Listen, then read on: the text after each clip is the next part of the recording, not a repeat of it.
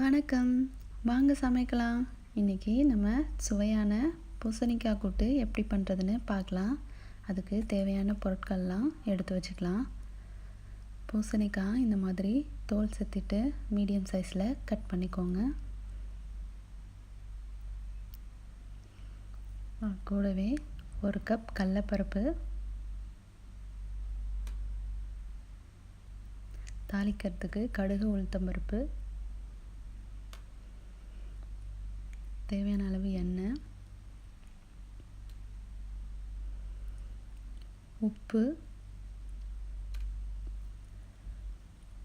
மல்லித்தூள் 1 ஸ்பூன் எடுத்துக்கோங்க, மஞ்சள் தூள் 1/2 ஸ்பூன்.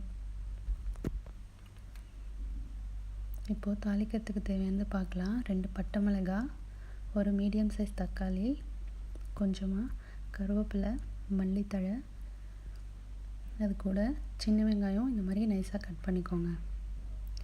இப்போது அரைக்கிறதுக்கு காரத்துக்கு தகுந்த போல் பச்சை மிளகாய், துருவின தேங்காய், கொஞ்சமாக சீரகம் இந்த மாதிரி நைஸாக அரைச்சி எடுத்து வச்சுக்கோங்க. இப்போது எப்படி பண்ணுறதுன்னு பார்க்கலாம். ஒரு பேனில் நம்ம கட் பண்ணி வச்சுருக்க பூசணிக்காவை சேர்த்துக்கலாம். அது கூடவே கடலைப்பருப்பு சேர்த்துக்கலாம். குக்கரில் வேக வைக்கிறவங்க அப்படியே கடலைப்பருப்பை சேர்த்துருங்க. நான் சும்மா வேக வைக்கிறேன், அதனால் ஒரு பாதி வேக்காடு முன்னாடியே வேக வச்சு இதில் சேர்த்துக்கிறேன். நம்ம கட் பண்ணி வச்சுருக்க தக்காளியை சேர்த்துக்கலாம். கூடவே மல்லித்தூள், மஞ்சள் தூள்,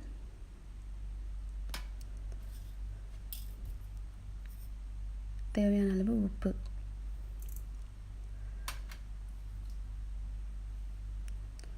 சேர்த்துட்டு கொஞ்சமாக தண்ணி சேர்த்துக்கோங்க. சேர்த்துட்டு லைட்டாக கிளறி விட்டு வேக வைங்க ஒரு 5 நிமிஷம். ரொம்ப தண்ணி ஊற்றிட வேண்டாம், பூசணிக்காய் தண்ணி விடும். அதனால் கொஞ்சமாக தண்ணி ஊற்றி ஒரு 5 நிமிஷத்துக்கு நல்லா வேக வச்சுக்கலாம்.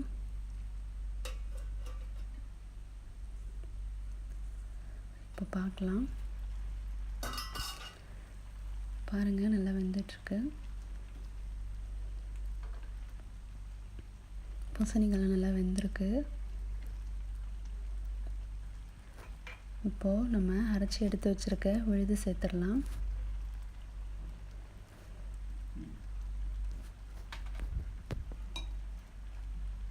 சேர்த்துட்டு லைட்டாக கிளறி விடுங்க.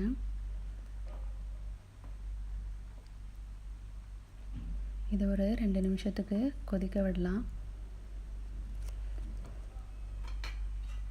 பக்கத்துலேயே இது தாளிக்கிறதுக்கு ரெடி பண்ணிடலாம். பேன் ஹீட் ஆனதும் நம்ம எடுத்து வச்சுருக்க எண்ணெயை சேர்த்துக்கோங்க.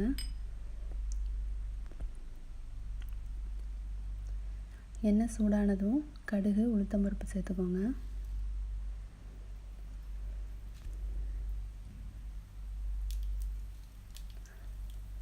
கடுகு நல்லா பொரிஞ்சதும் பட்டை மிளகாய் சேர்த்துக்கலாம்.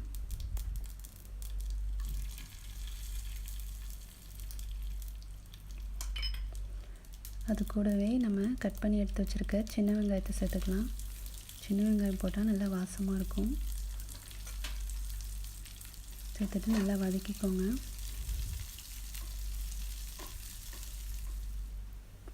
அது கூடவே கருவேப்பிலை, கொத்தமல்லி தழையை சேர்த்துக்கோங்க.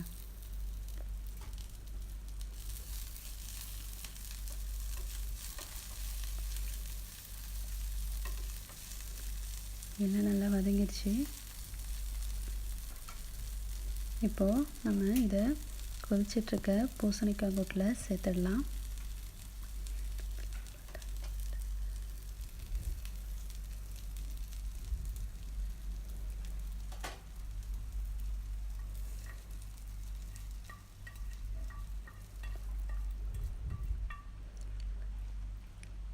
அவ்வளோதான், சுவையான பூசணிக்காய் கூட்டு ரெடி ஆகிடுச்சு.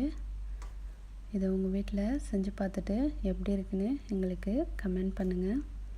இந்த ரெசிபி உங்களுக்கு பிடிச்சதுன்னா லைக் பண்ணுங்கள். ரொம்ப பிடிச்சதுன்னா எங்கள் சேனலை சப்ஸ்கிரைப் பண்ணுங்கள். தேங்க்யூ.